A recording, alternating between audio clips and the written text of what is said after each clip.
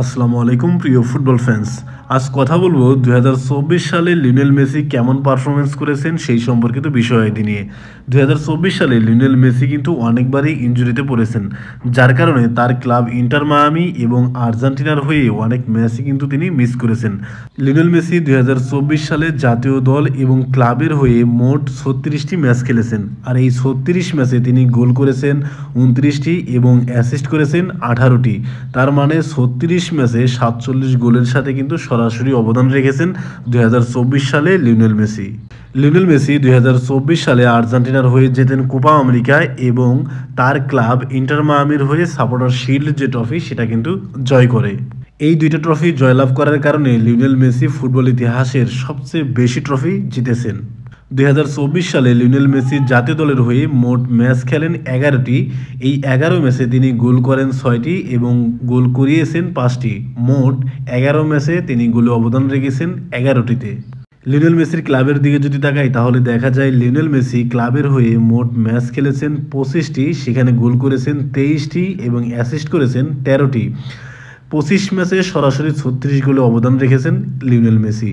Lionel মেসির যারা rival তারা অনেকেই ভেবে থাকেন যে 2024 সালের কোপা আমেরিকায় লিওনেল মেসি পুরোপুরি ফ্লপ ছিল। দেখেন, লিওনেল মেসি 2024 সালের কোপা আমেরিকায় মাত্র 5টি ম্যাচ খেলেন, সেখানে প্রায় প্রত্যেকটি ম্যাচে কিন্তু 7-এর উপরে রেটিং ছিল। যদি আমরা ইকুয়েডরের ম্যাচটি বাদ দিই তাহলে দেখা যায় 8.5, 8.1, 7.4 এবং 7.1 এই রেটিং নিয়ে তিনি কিন্তু খেলেছেন। জাস্ট একটা ম্যাচে 6.6 এই রেটিং ছিল। দেখেন, সুপার স্কোরে অ্যাভারেজ রেটিং এসেছে 7.54। এটা মোটেও কিন্তু খারাপ কোনো পয়েন্ট না। কোপা আমেরিকার এই 5 ম্যাচে লিওনেল মেসি একটি গোল এবং একটি অ্যাসিস্ট করেছিলেন এবং 7টা কিন্তু বিগ চান্স ক্রিয়েট করেছিলেন, যার কারণে লিওনেল মেসি 2024 সালের কোপা আমেরিকার যে সেরা একাদশ ছিল সেখানেও কিন্তু জায়গা করে নিয়েছিলেন। এখন ইন্টার মায়ামির দিকে যদি তাকাই তাহলে দেখা যায় ইন্টার মায়ামিতে লিওনেল মেসির অ্যাভারেজ সুপার রেটিং ছিল 8.32। মূলত লিওনেল মেসির প্রভাবেই ইন্টার মায়ামি জিতে নেয় সাপোর্টার শিল্ড ট্রফি এবং MLS কাপে লিওনেল মেসি কিন্তু most valuable player of the tournament নির্বাচিত হন।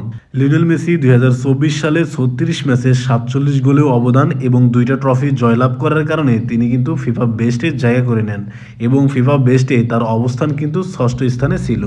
এই বছরে লিওনেল মেসি যদি বারবার ইনজুরিতে না পড়তেন তাহলে তার খেলায় কিন্তু কোনো প্রভাব পড়তো না এবং অনেক ম্যাচ খেলতে পারতো এবং গোলের সংখ্যায় অ্যাসিস্টের সংখ্যাও কিন্তু বেড়ে যেত। 37 বছর বয়সে এসেও এরকম পারফর্ম করা, তরুণদের সাথে টক্কর দেওয়া একমাত্র লিওনেল মেসির পক্ষেই সম্ভব। ধন্যবাদ।